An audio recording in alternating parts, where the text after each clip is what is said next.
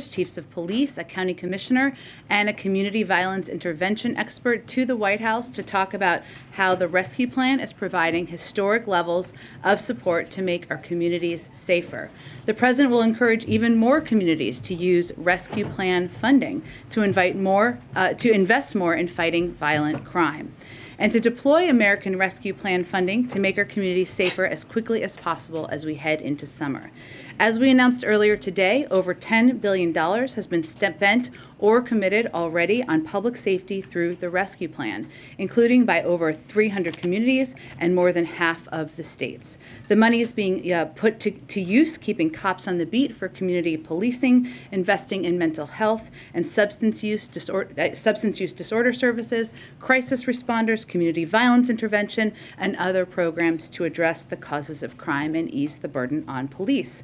These are stories from across the country about how this money is already making a difference, and we wanted you to hear about it directly from the leaders on the front lines.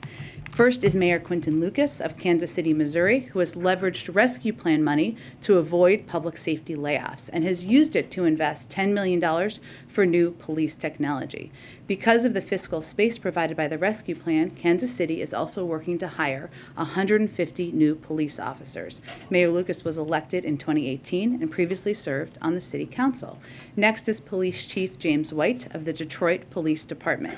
Together with Mayor Duggan, Chief White has used over $110 million from the rescue plan to invest in body cameras, new gunshot detection technology, and $30 million for enhanced police patrols, among other strategies. Chief White is a veteran of over 2 decades at the Detroit Police Department, and since he was sworn in last year, and with the help of the rescue plan, Detroit has recorded an 18% decrease in homicides compared to the previous year. They'll each speak briefly. We'll take some questions. They'll have to go to meet with the president, which is a good reason. So I will turn it over to Mayor Lucas. Thank you so much. Thank you so much, and it's an honor to be with you all today. I'm here to discuss public safety, not just in Kansas City, but in many of America's cities. If we think back just a few years, we had a challenge of tight budgets and rising crime. The American Rescue Plan has filled an important and vital gap for us. In Kansas City, if not for the American Rescue Plan, officers would have lost their jobs, salaries would have been frozen, and our city would have become more dangerous. Instead, we have been able to invest in a number of vital and important areas. First of all, we've heard much discussion in recent years about community policing. There is no community policing without the police. The American Rescue Plan funds have allowed us to invest in more police officers, and not only more police officers, but salary increases so that we can make sure that we are recruiting and, importantly, retaining good officers in Kansas City. In addition to that, communications technology in Kansas City of $10 million from the American Rescue Plan allows us to invest in so many deferred technology areas so we can continue to be smart about how we solve crime, keep our officers safe as they're looking to solve crime, and importantly, make sure that we're spending those additional funds in areas like recruiting, in areas like intervention. As a mayor, I've had the chance not just to have experiences with my own police department, but I've done ride-alongs in Los Angeles, Baltimore, Washington, and a number of other American cities. In each of those, you're hearing from people and mayors and leaders that are saying that this support has been key in terms of making our cities safer and making sure that everyone in our community has police officers, but has police officers who have the time and have the opportunity to get involved in our neighborhoods each and every day. So I thank the president for giving us this opportunity with the American Rescue Plan. I look forward to our conversation this afternoon, where we'll continue to talk about how we can work together, police, politicians, so many other folks in Washington, in terms of making sure our cities stay safer, as we go into the summer. Thank you so much. Good afternoon, everyone. James White, Detroit Police Chief. I took the role of Police Chief in Detroit June 1st of last year after serving 24 years in the city of Detroit, having gone through bankruptcy in Detroit, retiring to take a job with the state, and then coming back to lead this great department of some of the hardest working men and women in law enforcement. Certainly a humbling and honoring experience for me. Coming back and recognizing what's happening in our country with law enforcement, police chiefs, police departments have to be innovative. You cannot arrest your way out of crime. There has to be community services, community programming, mental health support, and a number of other different programs. Having been an assistant chief at a time when Detroit went through bankruptcy and knowing what that felt like, I'd much rather be the chief when there's the type of investment that we see from the American Rescue Plan for cities like Detroit. It's enabled us to do a number of different things. Number one, put officers in high areas of crime, put officers around our city where we are looking at statistically gun violence being higher in those areas than in other areas in our city.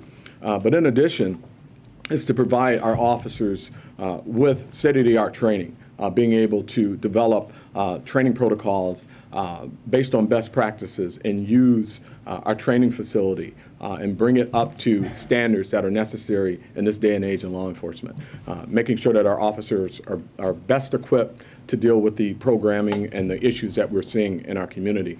One of the most exciting programs that we have is our crisis intervention training and our crisis intervention cars. When I took this role, we had crisis intervention officers in 3 of our precincts.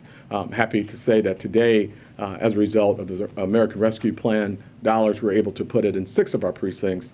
And by the end of the year, we're hopeful that we'll be in all 12 precincts. And what that does for us is provide a very specific layer of safety, not just for the officers, but for the citizens who are in mental health crisis, by having a trained mental health professional on that car with a trained officer who is trained in mental health intervention.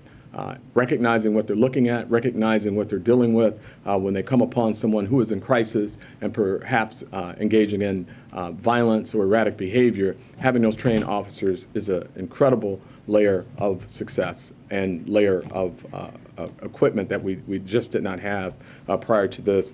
And one last thing is the training facility and the opportunity to recruit.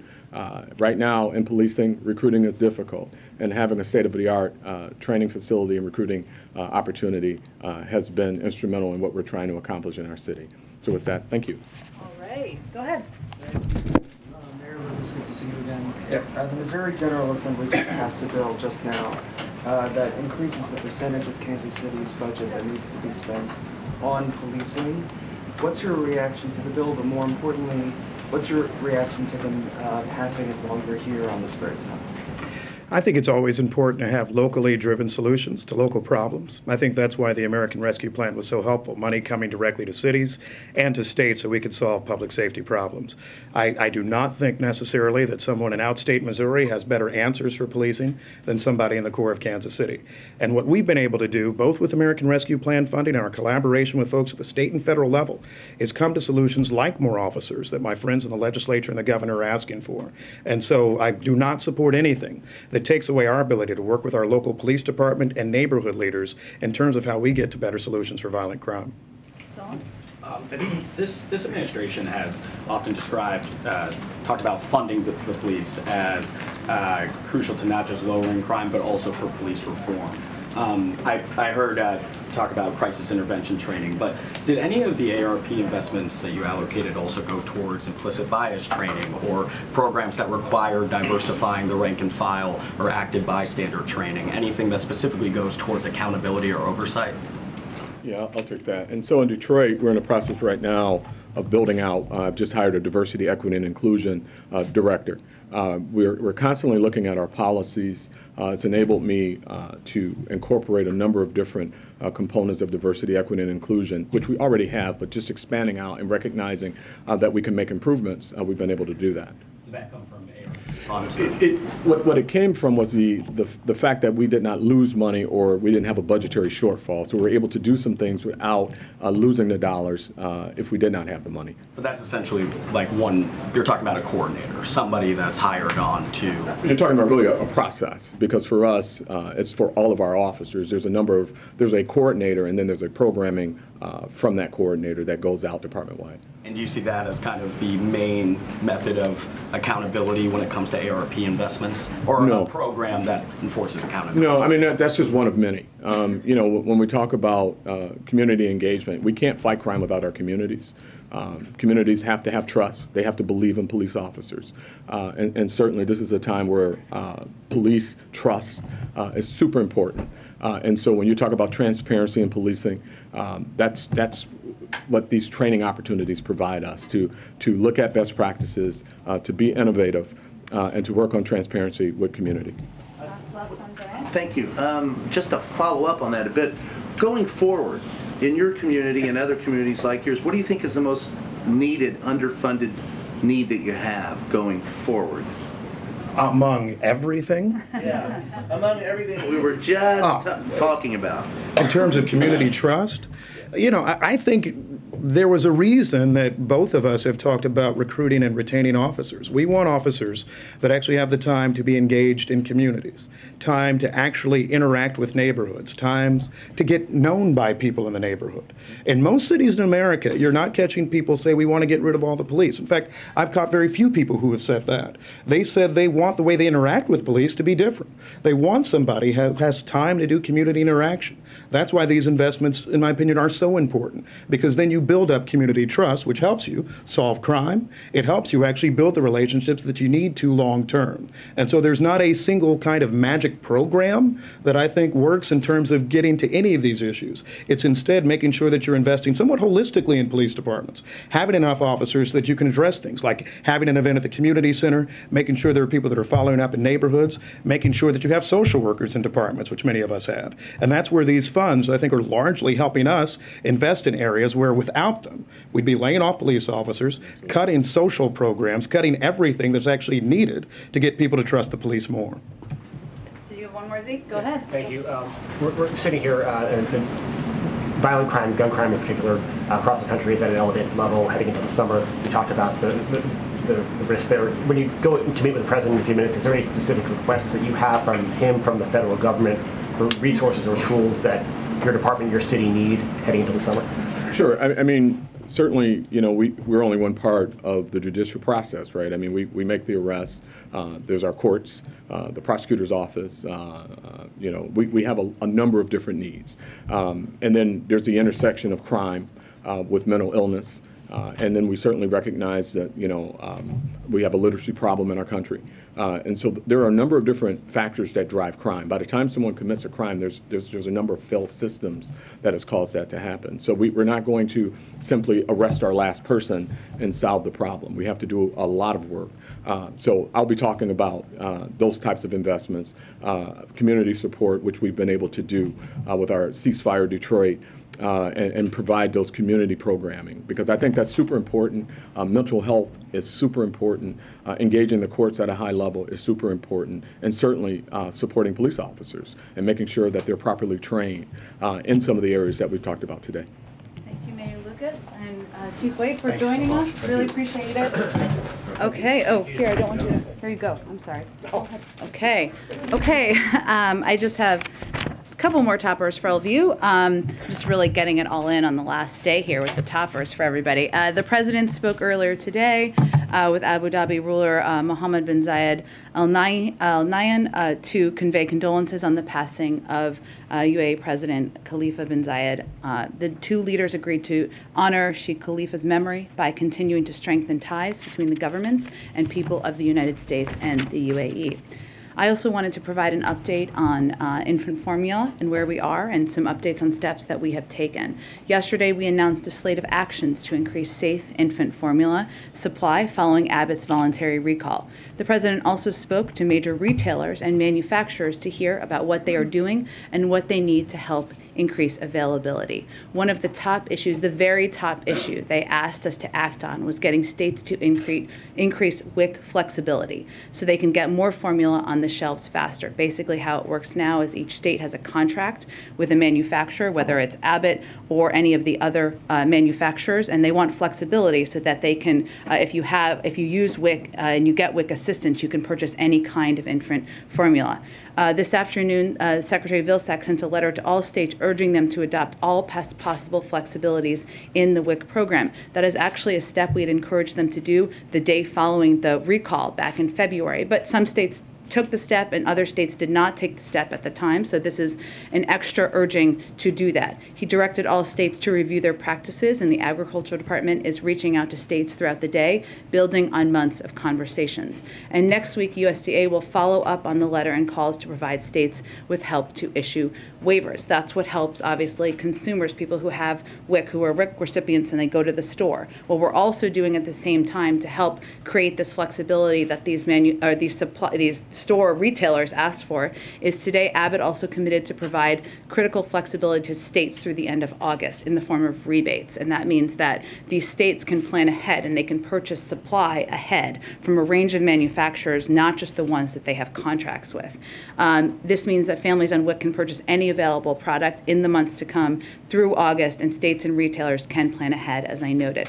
The FDA also just issued a statement about importing formula from abroad. The FDA committed to providing additional information early next week that will facilitate importation to get more product on U.S. store shelves as soon as possible. And last, we recognize that parents have a lot of questions. Mary asked about this yesterday. I think MJ asked about this too, about where to go and who to call if they cannot obtain formula right now. HHS has just launched a new webpage that provides resources and places that parents can go to obtain formula, including contacts with companies, food banks, healthcare providers. You can find this at hhs.gov/formula. This work is far from over, and in the days ahead, you will hear about new actions we're taking to increase safe infant formula. We'll give you a week ahead. On Sunday, the President will deliver remarks honoring the law enforcement officers who lost their lives in the line of duty in 2021 at the National Peace Officers Memorial Service on the West Front of the Capitol. On Monday, the President will award Public Safety Officer Medals of Valor for extraordinary valor above and beyond the call of duty. Later in the day, the President will welcome the Prime Minister of Greece to the White House, where they will affirm our strong bilateral partnership and celebrate 201 years of Greek independence. The leaders will discuss ongoing efforts with allies and partners to support the people of Ukraine and impose economic costs on Russia for its unprovoked aggression. After the bilat, the President and the First Lady will host a reception in honor of the Prime Minister. On Tuesday, the President and the First Lady will host a reception in the Rose Garden to celebrate Asian American, Native Hawaiian, and Pacific Islander Heritage Month. This month, we honor our diverse Asian American, Native Hawaiian, and Pacific Islander communities. While the rich histories, cultures, and struggles of the AA and NHPI communities may be different, their futures are woven together through a shared American experience. And finally, on Thursday, the President will depart for Seoul, with many of you, South Korea, for his first trip to Asia as President. Karine and the team will have more to announce early next week, and National Security Advisor Jake Sullivan will join the briefing on Monday to preview the trip. And last thing I wanted to just say, so I have one more topper. This is my last briefing, and it is, Brian. And I wanted to start with a series of thank yous. I promised myself I wasn't going to get emotional. Whew. Okay. Thank you. I want to say thank you to the President and the First Lady.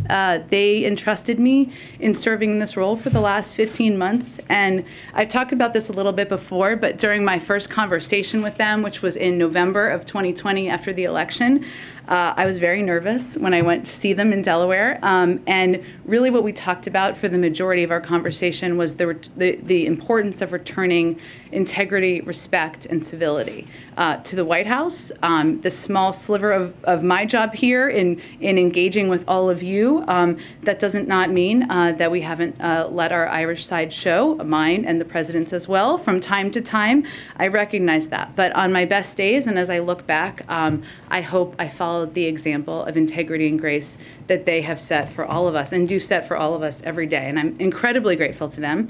I'm not going to get everyone here, but I want to thank, there is a Biden family that is extended and expanded far beyond the Biden named family. And that includes people who have worked with the President and for the President for many years. Ron, Anita, Bruce, Cedric, Kate, J.O.D., Donald and Rochetti, Susan Deese, Jake, Evan, Annie, Elizabeth Alexander. There's so many others. And the reason I mention them is because part of my job, or anyone's job in this role, is to represent and talk about the policies and the work of any administration. They have integrity, grit, commitment to trying, even on the hardest days and worst days, to make the world better for the American people, and I am very grateful to them. Now, I'm not going to cry about the press team. Whew. Okay. Thank you to the press team. Many of them are here. Some of them are not here because they are taking much-needed days off. It has nothing to do with me personally, I promise. But you all know a lot of them. For those who don't know them, They are incredibly tough, smart, hardworking, and deeply, deeply good human beings, deeply good public servants. And, people always ask me, and I'm sure you guys get asked this too, about whether Washington is rotten, whether everybody is corrupt here and, nothing good happens and we all just argue with each other. And I, having done this job, believe the absolute opposite is true, because I have worked with and engaged with all of these incredible people across the administration and this amazing team, many of whom are here that I get to work with every day. And as I said about Karine last week, these people are already the stars of the team, but they're going to be shining stars in the future, and I'll miss them a lot. Okay, I promised myself I was going to keep it together. I'm not. This is the last part of this. I want to thank all of you in this room. You have challenged me, you have pushed me, you have debated me, and at times we have disagreed. That is democracy in action. That is it working. Without accountability, without debate, government is not as strong. And you all play an incredibly pivotal role.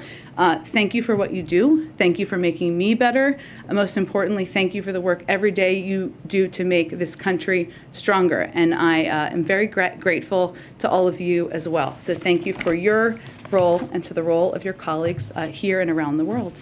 Okay. With that, Zeke, go ahead. Thank you, Jen. We wish you well. Hope you enjoy it. Can I do one more thank you? Because my husband is here, and I think anybody who is married with kids knows that without a remarkable spouse, you would never be able to do it. I know many of you have kids. I'm just looking at Ashley, Ed, Mary, so many, MJ, and he has not only been a supporter, an advocate of mine, but he is an incredible partner and dad, and I wouldn't be here without him. Okay, go ahead. Now let's talk about serious issues. Go ahead. I have a suggestion today. Thanks, Jen. You talk, why don't you take questions from across the room? Jen, I have a suggestion today for your last press briefing. Why don't you take questions from across the room? He suggested the administration has been aware because that's what you've not been able to do for the past 15 months. Is there a reason why the administration waited until this week, once the issue was in the public, in the limelight, to take some of these actions that you discussed? There's clearly that website. Those are resources that people might have benefited from greatly over the last several weeks and months. Well, Zeke, we have not waited to take action. So what we have done since the day after the recall was announced, we actually took steps working with these producers and working with states to ensure both, one, we were pushing states and encouraging them to expand flexibility as it relates to WIC, which is, again, the biggest ask of most people we talk to. And then we've been working with manufacturers. And that has resulted in Gerber increasing production by 50%, on Ricketts increasing production by 30%, and over the last 4 weeks, more production of formula than there was in the 4 weeks prior, and in comparison with last year. This is all work that has been underway for the last several months since this recall was enacted. On the website, this is a website, we saw the need, of course, over the last 24 hours as people had questions and they needed more information. We wanted to make it readily available and accessible to people. But prior to that period of time, we had not seen, obviously, what we've seen over the last few days. On a different topic, did the President see and the White House have any reaction to the disturbing images out of Israel this morning where Israeli police beating mourners of Al Jazeera journalist, American citizen Shireen Abu Akleh, including the briefly dropped casket? Is the White House having a response, and is the President taking any action in response? Well, I would say first that we have all seen those images. They're obviously deeply disturbing. This is a day where we should all be marking, including everyone there, the memory of a remarkable journalist who lost her life.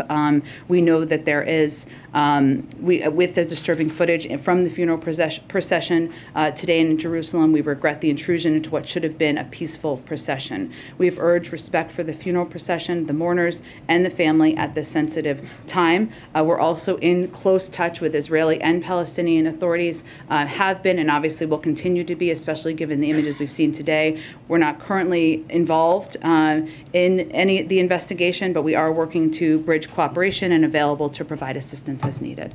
Finally, is there a reason why the President's meeting with King Abdullah this morning was not open to the press? Usually the President's meeting with foreign leaders are open to opportunity to ask the questions. I understand completely. It's a private meeting. It wasn't meant to be a bilateral meeting of discussion. They've known each other for some time.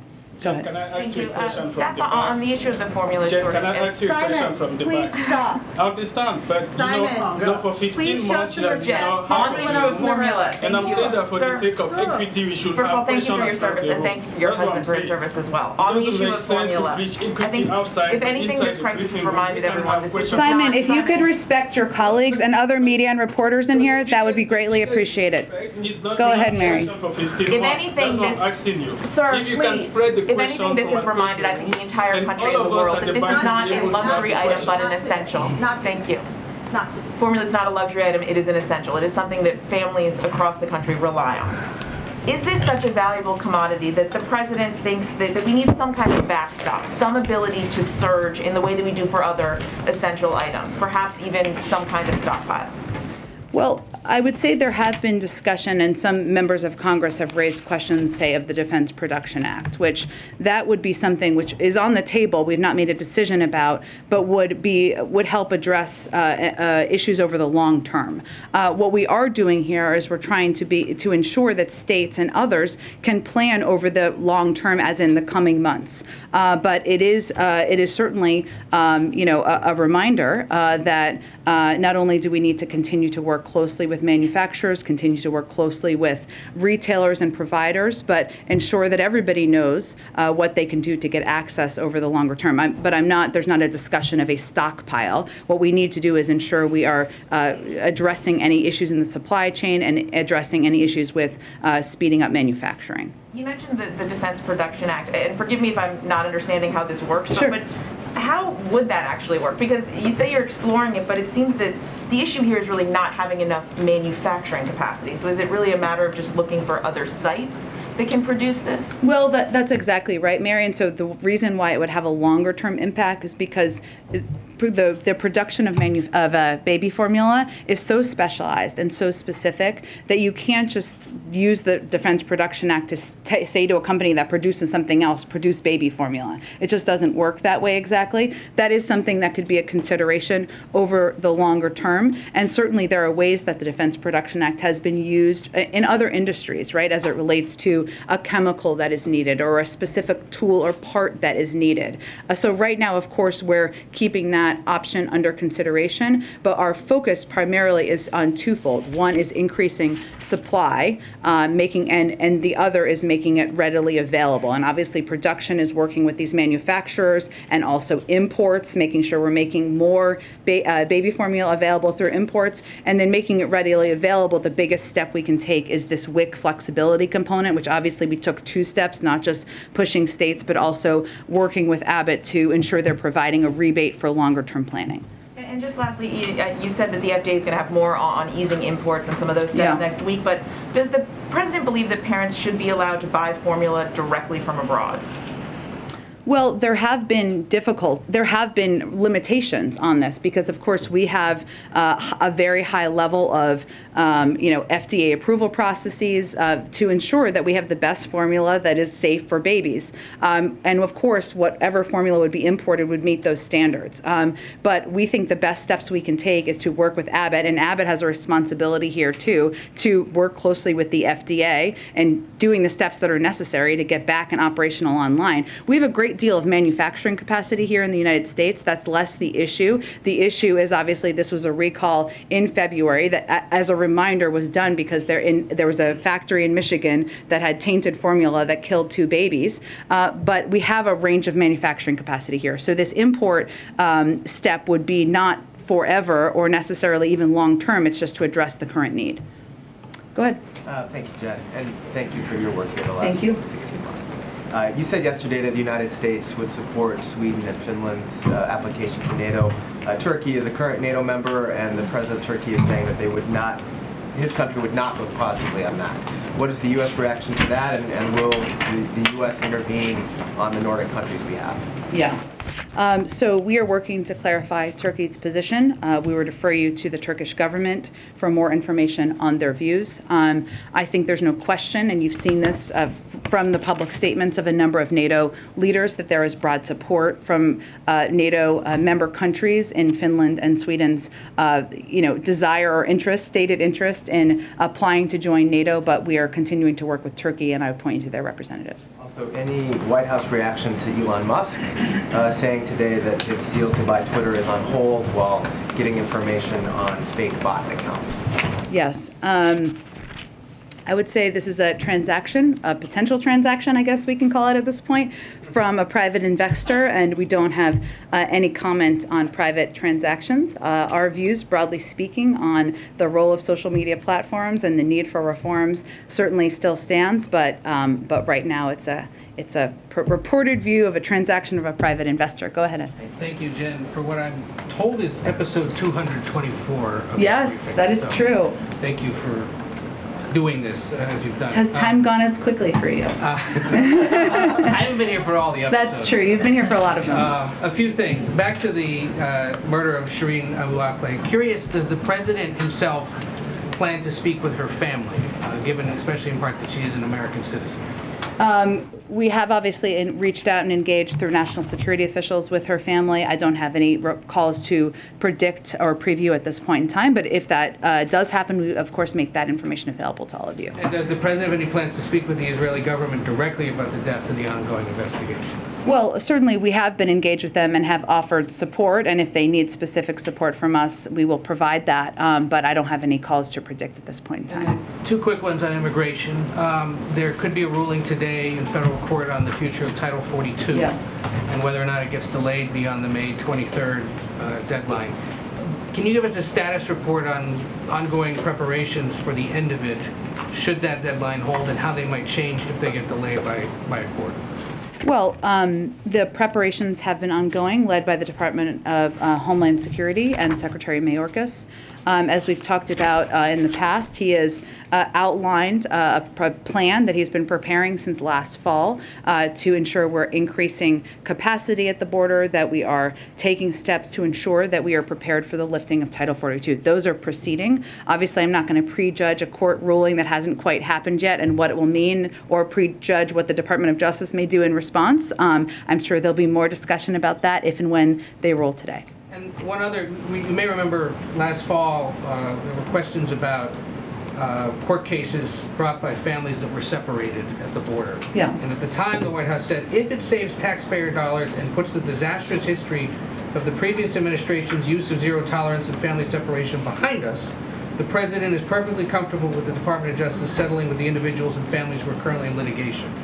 CBS News review of court records published this week, however, finds that the Justice Department is actually seeking to dismiss all lawsuits filed by migrant families requesting compensation over the separations during the Trump years. Just curious, how do the Justice Department's moves to dismiss those cases line up with what was said here last fall and the overall commitment to bringing justice to these people? And is the administration willing to return to the negotiating table to try to forge some kind of a settlement with them, since the president, among others, has called that policy criminal? It was, and the president believes it was horrific and inhumane. And our statement made last fall stands. Now, these are negotiations and discussions being led by the Department of Justice. I don't have any confirmation of that report. I'd certainly point you to them for the status of any discussions with the families. Go ahead. Thanks, Jen, and thank you for always taking my questions. Happy to catch your last briefing. Thank you from all of us. So you must have some information on baby formula from these manufacturers, from the discussions that the president's been having. The administration's been saying that more formula has been produced in the last 4 weeks than the 4 weeks preceding the recall and the shutdown. So what is the best sense of a timeline for parents on how long this is going to be an issue and when in-stock rates are going to get better? Well, there's a couple of issues at play here, Jackie, and this is a really important question, but it's hard for us to make an assessment from here. What we're seeing is that the supply shortages can be regional, and sometimes they can rotate. And sometimes the issue at play here is that bigger retailers have a more streamlined process for stocking the shelves than smaller retailers. Now, a lot of people go to stores in their community to go buy baby formula, and it may just be that there's a bit of a delay in stocking some of those shelves. It is certainly a good sign and a positive sign that there has been this increased production from these other retailers, and our hope is also that because there's going to be more flexibility with WIC and the ability of WIC recipients to purchase different kinds of formula and enabling many people who are maybe waiting for their states to make that decision, and also that states will have this rebate opportunity, will provide the incentive to further provide flexibility. That will also help, and of course imports. So we're working to not just address, we've been working to address for months, but we're working to make this, ensure that there is greater supply, consistent supply on the shelves as long as possible. Now what we know, and I know from feeding formula to 2 kids, is that typically you have one formula that you give your kid, right? And so the challenge here is also for parents when they're reliant on one formula, and maybe their child has certain needs because they're sensitive to dairy products or other products. And so the other part of this that we're trying to address is providing these resources so that if people have questions about what kind of formula they can take as an alternative, like the ones that will be imported are not necessarily formulas that people know, but there may be ones that are parallel to the formulas that people are taking or giving to their children. So we are working on every lever here to expedite addressing this and to ensure that when mothers go to the grocery stores in the coming weeks, that they will see the shelf stocked. And I did just go through the HHS website that you guys put out.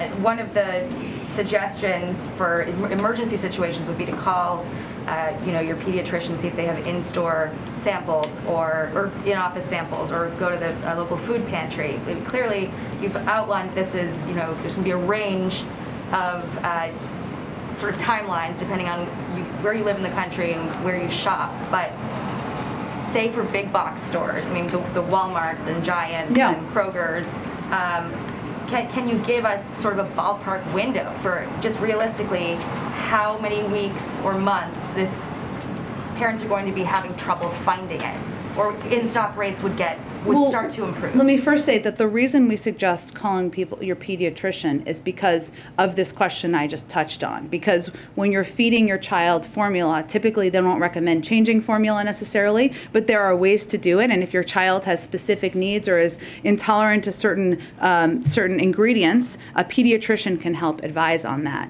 But obviously there are a lot of other resources through public health sites as well. I would say for the bigger retailers, some of whom the president spoke with yesterday, their number one biggest ask was the flexibility on WIC.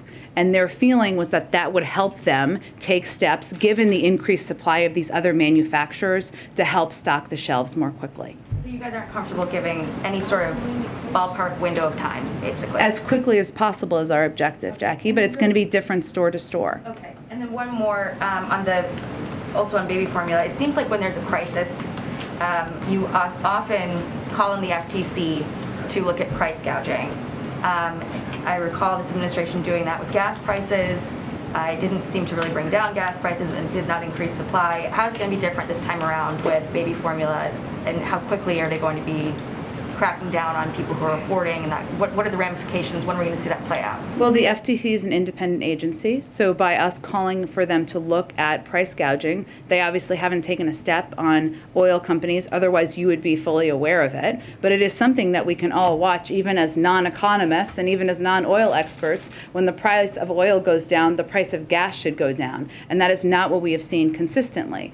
I would say as it relates to baby formula, what we know is that we are certainly seeing, and we have seen hoarding happen, and so we are looking for that to be looked into, and we think that's an issue where if there's caps, and this is something we have been working to institute on the number of containers that can be purchased, that will help. But also we are taking every step we can to ensure that is tracked and that can be addressed if needed, in the pool of doing everything we can to address this. Go ahead. And thanks for your service, and thanks for delivering on your commitment to return the daily briefing. All of us in this room are grateful for that. I want to ask you, if I can, about crime that the president's going to be addressing a little bit later. We had one of the mayors and one of the police chiefs here a short time ago. Beyond directing dollars, can you sort of detail the level of concern with this administration about bail reform right now and about some district attorneys being too lenient in their prosecution of criminals? And I guess beyond that, what other points of leverage do you have to encourage stronger prosecution efforts or any efforts to change that? Well, I would say first on bail reform, on the campaign trail, the president said that cash bail has become the modern day debtor's prison. No one should be held just because they are poor, and a person who is dangerous but has the money to pay bail shouldn't have a get out of jail card. That continues to be his view. What we see is there are a couple of big issues as it relates to crime. We've inherited from the previous administration the largest year-over-year jump in murders in record history in 2020. Our focus from here has been putting more cops on the beat. You heard the police chief talk about that through the American Rescue Plan, backed up by more federal agents to take violent crime off the streets, cracking down on firearm traffickers. 77% of violent crime in the last assessment of data we have is with guns, to get illegal guns off of our streets and stemming the flow of ghost guns, something the president has taken a number of actions on, and investing through the ARP and community programs to prevent crime by interrupting disputes before they spill into violence. I will note, and you heard the police chief just talk about this, but in cities like Detroit and Houston, who have both used rescue plan funds to invest in fighting crime, we've seen declines in certain categories, because our view and the president's view is if you fund and have more cops on the beat working with communities, that is going to help address this issue. I'd also note that as it relates to guns, which is a huge concern of ours, since last summer we obviously initiated these and announced these DOJ-led strike forces. They're an integral part of the president's plan to keep our communities safe. And as I noted, 77% of homicides committed in 2020, the last year we have data, were done with a firearm. Since the launch last summer, the DOJ strike force has already seized 5,100. And one of the steps that can be taken is, of course, to confirm Steve Dettelbach, a very qualified person to lead the Bureau of Alcohol, Tobacco, and Arms. And the president has also called for an additional $30 billion in new funding in his 2023 budget to fight crime. And that is a step that he is hopeful there will be bipartisan support for. A lot of questions in the room, so I'll limit mine to two today. The other one is about ASEAN that's here. What commitments has the president secured from the leaders of ASEAN to condemn Russia? Well, there will be a communique that comes out later this evening. I know communiques are very exciting to everyone, but there will be interest. I'm certain in this one. I will say, Ukraine and Russia would not typically be a major topic of discussion at ASEAN, right? You all have covered them before. You've visited, you've traveled to cover ASEAN summits, and it certainly will be a topic of discussion, and was last night and will continue to be today. So there will be a broad discussion of Ukraine and Russia. The United States in these meetings will continue to lay out our approach to Russia's unjustified and illegal war. We believe the ASEAN leaders are very interested to hear more about our approach, both where things stand and in terms of the next steps. We expect that the leader statement will also have a reference to Ukraine in it as well, but that is still being finalized in the coming hours. Go ahead. Will President Biden address the abortion rally tomorrow? He has no plans to address the rally tomorrow. And separately, does he have any plans to meet with abortion advocates or rights advocates at the White House here? We are very engaged with women's rights advocates, abortion advocates, and other advocates, as well as members of the Senate and members of Congress. I would note that this is an issue that is much broader than abortion advocates. They are of course, marching in the streets and having their voices heard and peacefully protesting, and we respect the right to peacefully protest, but 2/3 of the country does not want Roe to be overturned. So this is an issue that we are engaged very broadly with across the spectrum about what steps we are considering, what steps we have the capacity to do, and what we would do if the final opinion looks like the draft that was leaked last week. The families of Americans detained in Iran have appealed directly to the president for help in getting them out. They don't seem to have much faith or hope that the nuclear negotiations are going along fast. So is he receptive to that? Is there an effort ongoing to to free those people? There is an ongoing effort led by our negotiating team from the State Department to bring every American home who is detained or held in a country and wants to be, of course, home with their families. It has always been a separate channel than the Iran nuclear negotiation talks. It is not in the same channel, but certainly the president is committed to and will do everything possible to bring Americans home who are detained in Iran. Go ahead. A question of Brittney Griner. Does the White House have a response on her detention being expanded? Yeah, there was a report on that this morning. So I would say first that while we don't have a comment on this specific development, I would just reiterate that the Russian system wrongfully detained Ms. Griner. We take our responsibility to assist U.S. citizens seriously, and we will continue to press for fair and transparent treatment for all U.S. citizens when they are subject to legal processes overseas. Now, because the State Department recategorized her as wrongfully detained, it means that our special presidential envoy for hostage affairs, it's quite a title, but a well-deserved one, is going to be overseeing this case and leading the effort because it's a deliberative process, and we know from experience of bringing other Americans home, we're just not going to detail what those efforts look like at this point in time. Last question, you said that the president won't participate in any of the activities tomorrow. Will anyone from the administration take part in any of the protests tomorrow here in As an DC? official representative from the government, I will let you know if there's someone that we have officially representing. I'm certain that people in their private time will participate and attend. Go ahead. As we sit here, there doesn't look to be a lot of appetite right now for more COVID funding in Congress. There have been warnings, of course, from the White House about what that will mean. Are you able to say what the plan B is? If there is no funding, is there money in the couch cushions to order the stuff that you say you're not going to be able to order, or when? Can you give us an update on when things will start running out in the coming months? Sure. Well, I would say there is no plan B. While there is, a limited amount of funding that we have to work with, it's very limited, and it will require us making tough choices about what remaining tests, treatments, and vaccines we can get.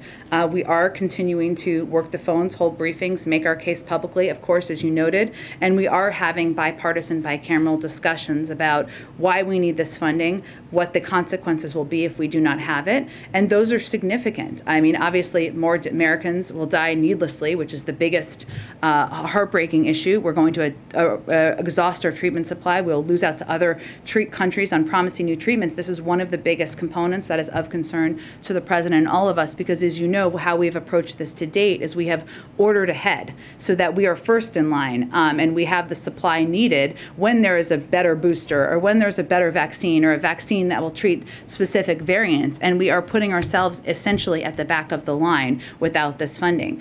Yesterday there was we hosted a global summit. We requested $5 billion for funding to help continue to be the arsenal of vaccines in the world. We will no longer be able to provide that funding.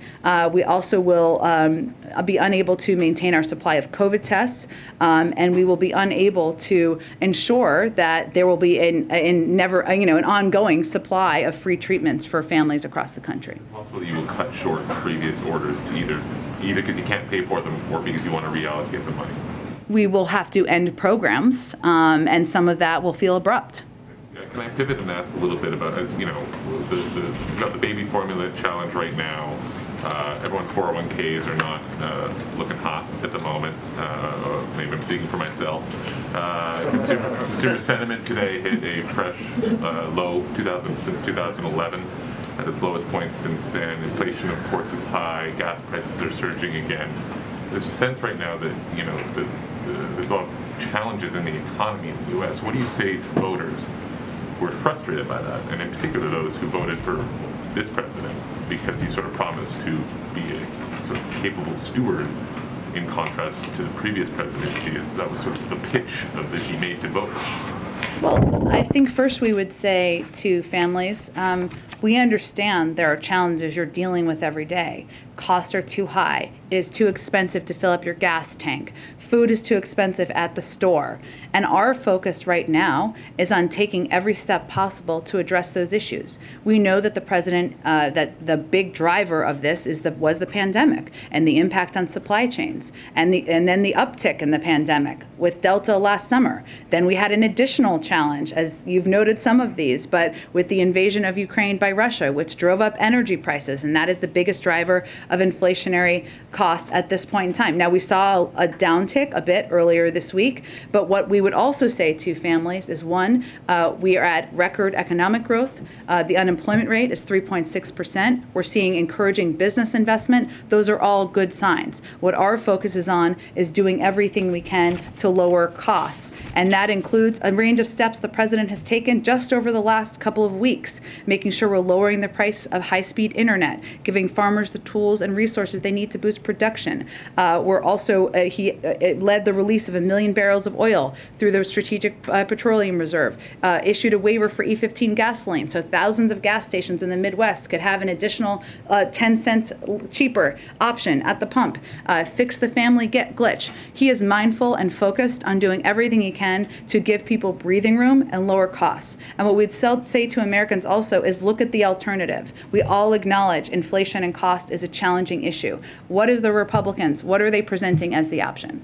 Is he frustrated by this? I mean, he likes to say the buck stops with him. You know, things aren't working. Is he frustrated with the circumstances? Is he frustrated with his team? Is he frustrated that he hasn't been able to get them under control? I would say when you've served, as the president has, as vice president for 8 years, you're pretty clear-eyed about the fact that leading the country means that the buck stops with you and that every challenge we face is on your desk. And he's very aware of that. Go ahead. Yeah, you've said that some states have not done this WIC waiver. Which ones? I can see if we can get you a rundown. That was not meant to be a naming and shaming. There are some states that just didn't take that step when the recall was happened, and we encouraged them to do that in February. So today is an opportunity for the Secretary of Agriculture to say, now's the time to do this. If you want to make sure that people in your state who benefit from WIC are getting helped, this is the way to do it. Okay, Congresswoman Elise Stefanik, and she tweeted something I will read to you, but several other Republican politicians have also gone along this line. She says, Joe Biden continues to put America last by shipping pallets of baby formula to the southern border as American families face empty shelves. She says this is unacceptable. Do you have a response to that? Well, we do like facts here, so let me just give you a little sense of the facts on this one. There's something called the Flores settlement, which she may or may not be aware of, that's been in place since 1997. It requires adequate food and elsewhere specifies age appropriateness, hence formula for kids under the age of 1. CBP is following the law, that law that has been in place and been followed, by the way, by the past every administration since 1997. So this has been a law in the United States for a quarter century. It's been followed by every administration. But I would also note that we also think it's morally the right thing to do. This is a difference from the last administration. It is the law, but we believe that when children and babies, or babies I should say, are crossing the border with a family member, that providing them formula is morally right. And so we certainly support the implementation of it. Just one last question. The governors of Colorado and Massachusetts have sent a letter to the president urging him to urge the FDA to hurry up and consider Moderna's application for a vaccine for children under the age of 5. Would the president do such a thing? Does the administration have any view on the apparent delay in consideration of that vaccine?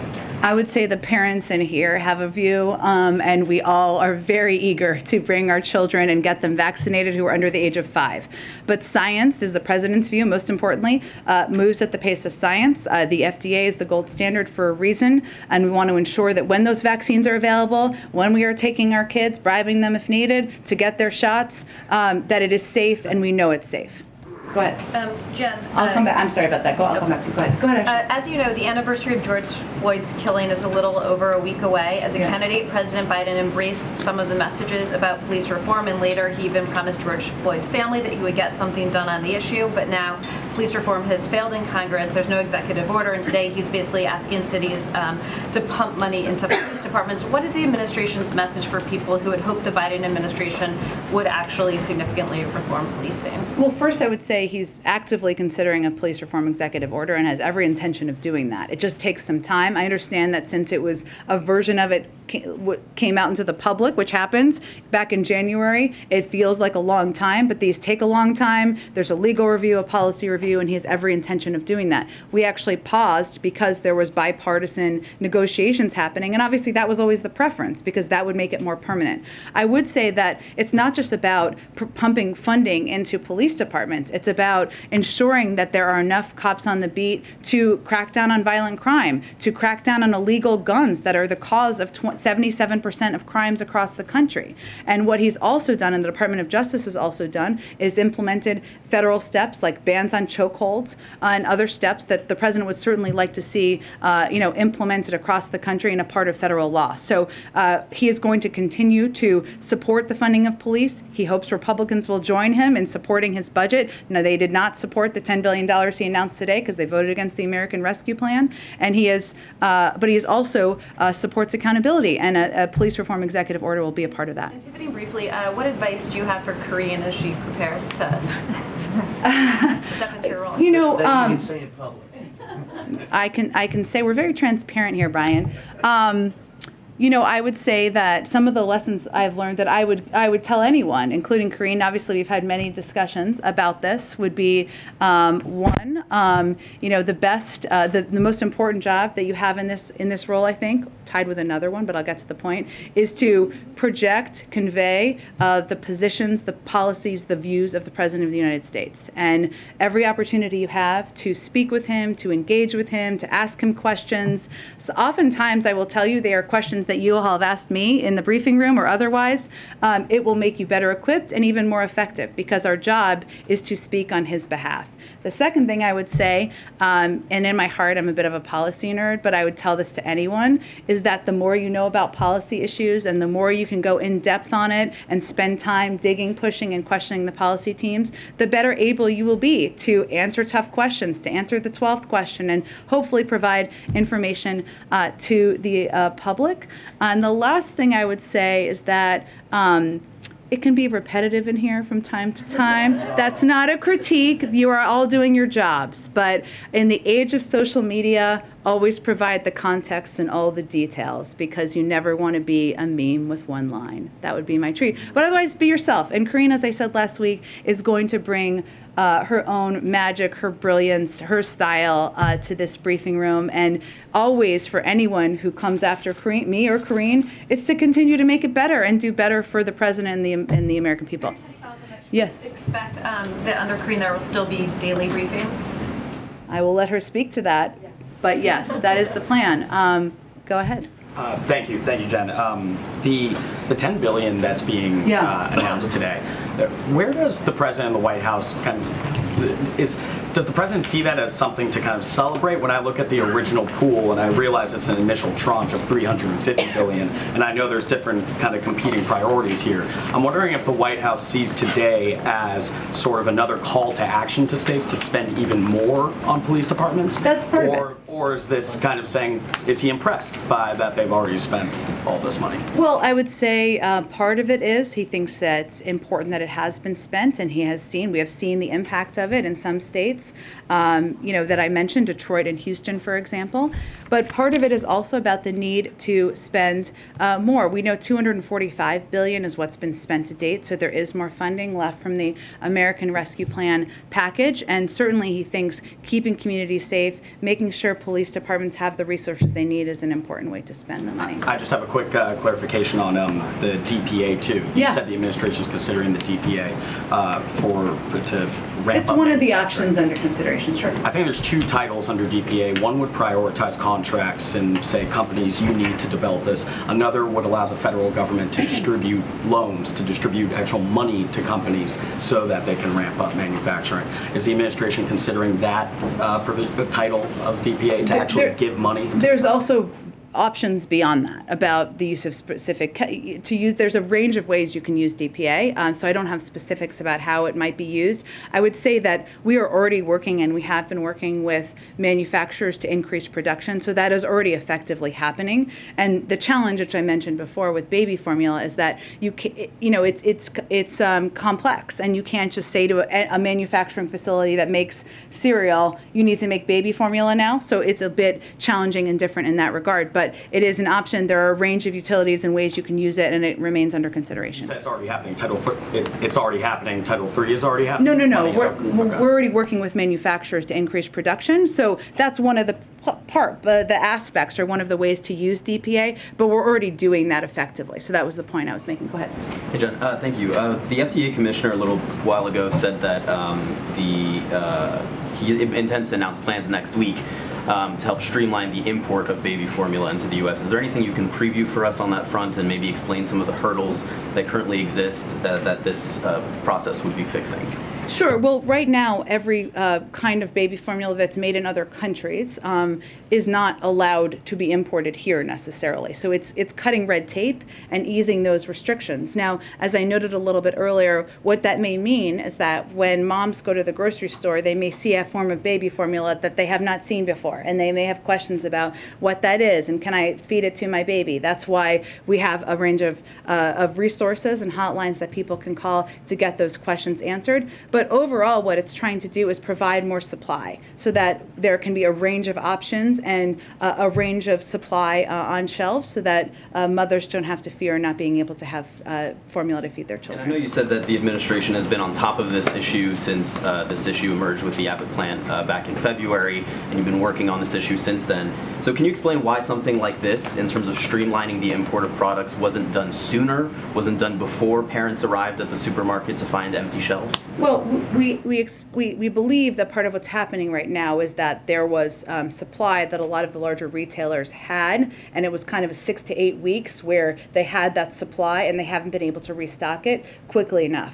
But we would not be where we are with Gerber increasing production by 50% or Ricketts increasing production by 30% had we not been working on this from the beginning. And I would note that what the retailer said yesterday they need the most is these flexibility on WIC, because that's where they see the challenges coming up. So that is actually something we did the day after, and something that we're continuing to push states to do. Is there more you think you could have done sooner?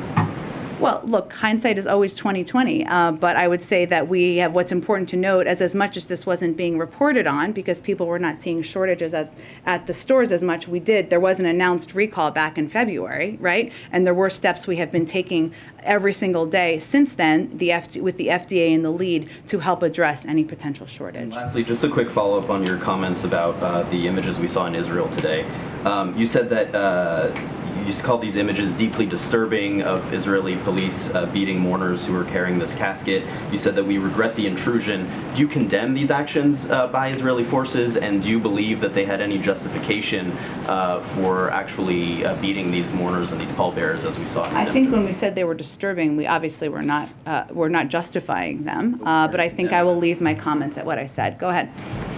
Thank you, Jen. I wanted to ask 2 quick policy questions here. On the House floor earlier today, the Democratic Majority Leader, Steny Hoyer, said, quote, "It is unfortunate that in a time of war that we spend all the time blaming our own president." Just a clarification, it's not the White House's belief that we're at war or we're engaged in any kind of conflict? I think I did not see the full context of his comments. What I'm betting he was referring to was the war happening in Ukraine with Russia, that obviously the U.S. has a stake in, given the amount of military, humanitarian, economic assistance we've provided. And as I've said before, of course, the Ukrainians deserve the greatest accolades for their bravery and their courage, but the American people also deserve a lot of gratitude for their sacrifices and their support of this war. And then one more. The president supports the Women's Health Protection Act, which did not pass in the Senate, and of course that would codify Roe, but it would also go beyond that. Some opponents, like Senator Susan Collins, have pointed out that by codifying the federal right to abortion, the bill would necessarily strike down some state laws restricting certain procedures, for instance, banning sex-selective abortions and laws that require parental notifications for minors seeking an abortion. So should we read into the president's support of that legislation that he also supports overturning state laws that would ban sex-selective abortions or require parental notifications? The president believes in codifying Roe, and there are a range of ways to do that through Congress. That's not an answer to the specific policy question. Where is the president on these specific restrictions? No one here doubts the president supports Roe v. Wade and codifying it, but there's allegations that this proposed bill goes farther. So where does he stand on specific? The bill failed. The president supports the bill. Go ahead. Jen, thank you. Go ahead, Nadia. Go ahead, and then I'll go to you, Ed. Ladies first. Thank you, Jen, and thank you for your service, and good luck with your Thank you. I have a question and a follow-up. On the question, the Russian ambassador to Vienna said today that under different circumstances, Russia probably could have provided its good offices to the two sides, but not now, referring to the Iran talks. And the EU chief, foreign policy chief, said that there is enough positivity for the talks to resume. Do you believe that Russia is an obstacle to going back to the deal? And do you think that there is actually a chance that we can go back to it? Well, I would say that our view on the deal is that Iran needs to decide whether it is going to continue to insist on extraneous conditions and whether it wants to conclude a deal or not. We believe that concluding a deal would serve all sides' interests. But while we have certainly condemned the actions of Russia in Ukraine and the actions of a war criminal in invading Ukraine are the biggest obstacle to an Iran deal moving forward is Iran. And I want to follow up with my colleagues' mention about Shireen Abu Akleh. And I want to emphasize she is an American citizen. Yes. You know, when American journalists are killed in Ukraine, nobody waits for investigation. They pinpoint their, hands to the Russians. Why Israel get away with this? Why not calling for an independent inquiry? Since Palestinians do not believe that Israel is capable of investigating itself. I mean, this journalist was fully covered in a vest, in a helmet, yet she was targeted under the ear. That means it's a professional job by a sniper. And many people believe that it was an Israeli soldier who shot her. Well, as we understand it, there are investigations by both sides. We've offered our assistance to the Israelis, to the Palestinians, and we're prepared to provide that should they want it. Go ahead. Thanks, Jen. Two questions. One, do you have a comment on the Texas Supreme Court ruling allowing state officials to conduct abusive investigations of parents of transgender kids? I have not looked into the specific court case, but I would tell you that any efforts to discriminate against, to bully, to put transgender kids at risk would be something we would oppose. But I will have to check out more about the specific court case. On the Summit of the Americas, you've mentioned a couple times that invitations have not gone out yet. Yeah. It is assumed that the president of Mexico, the president of Brazil are invited. You recognize Juan Guaido as the interim president of Venezuela. Why is it not assumed he's getting invited? Why the mystery? There are a range of conversations going about the final invitation lists. I just don't have a final conclusion on those, and as soon as we do, we will make those information available to all of you. And then just to bookend our time at the State Department, I wanted to ask you about Israel. A broader question on how the president seems to be the first in the modern era not to put quite an emphasis on solving the Israeli-Palestinian conflict. He has not appointed a special envoy for the conflict. He has assigned the portfolio to a top administration official.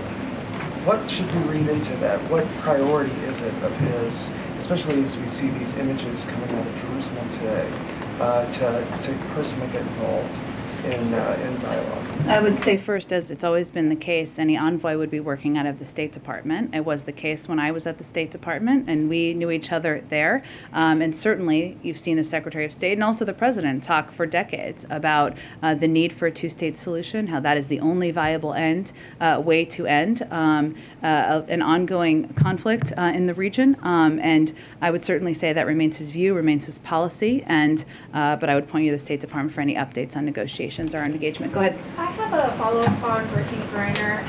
Does the president have plans to meet with Brittney Griner's family, like he met with Trevor Reed's family?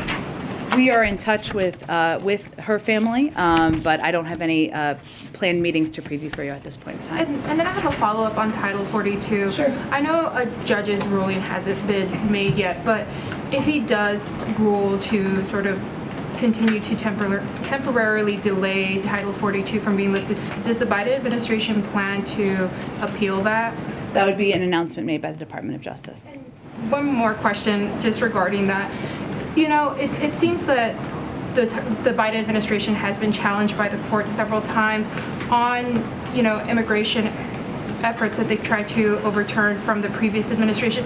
I guess what concerns that does the administration have that this will continue, as, you know, immigration is pretty much a pretty big policy, you know, that the Biden administration and President Biden himself has said that he would try to overturn some of these policies that were implemented under the previous administration. I guess, how does the president feel about some of these sort of roadblocks that the administration keeps hitting, you know, with judges and the courts not allowing or further delaying? Well, I would say the biggest roadblock is the fact that the president put forward an immigration bill on his first day in office, and we haven't been able to move it forward. And there have been efforts to move it forward through the Senate, through the reconciliation process. There have been efforts to try to engage in a way. We're very open to engaging, have been very open to engaging in a bipartisan way. There are aspects of his proposal, many aspects, that should not be controversial at all. You know, the effort to invest in smarter security, to fix our broken asylum processing system. Those are our biggest obstacles. And what is deeply unfortunate is that the need to implement immigration reform to fix a very broken and outdated system has become so political that there's an unwillingness to engage from the other side on what solutions should be, you know, we can work together on. It wasn't that long ago when there were bipartisan bills that were being discussed and even almost passing.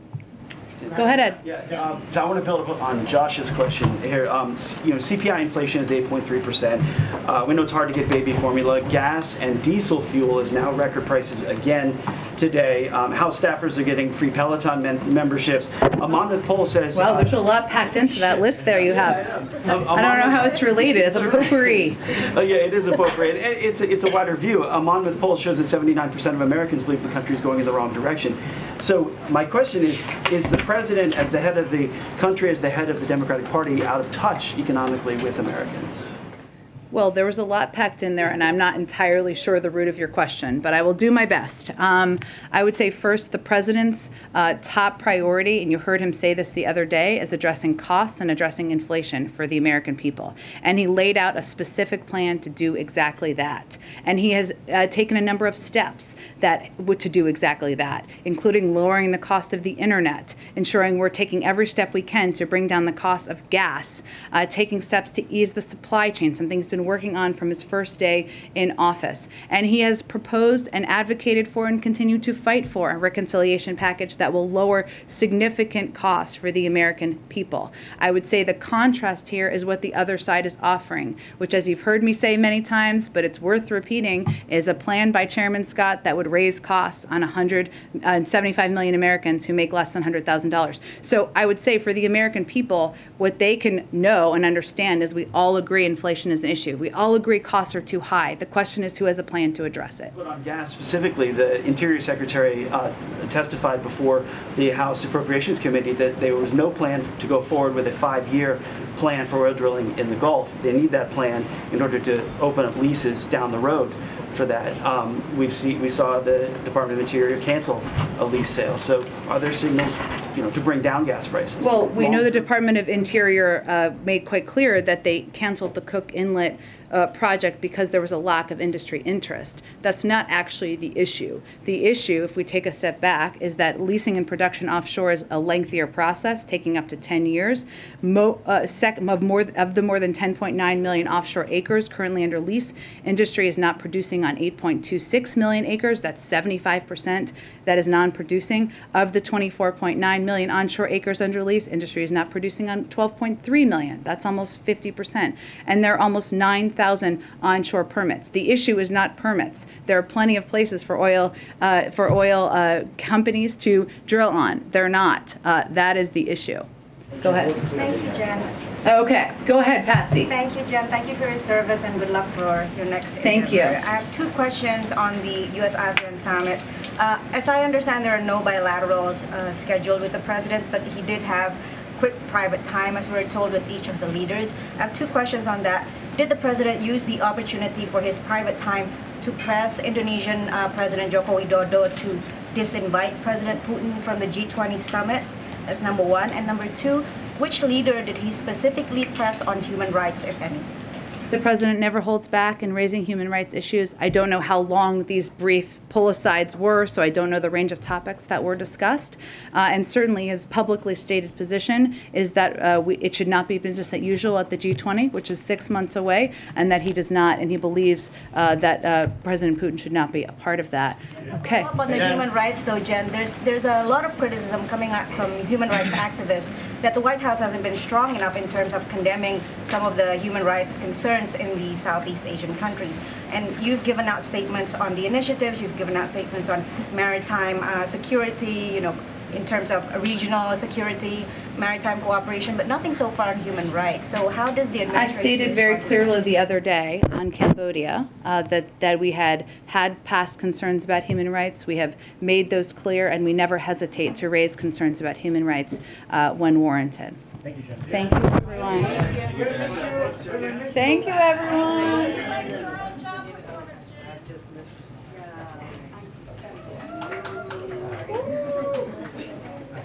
We heard the woo-hoo earlier. We're not getting it all.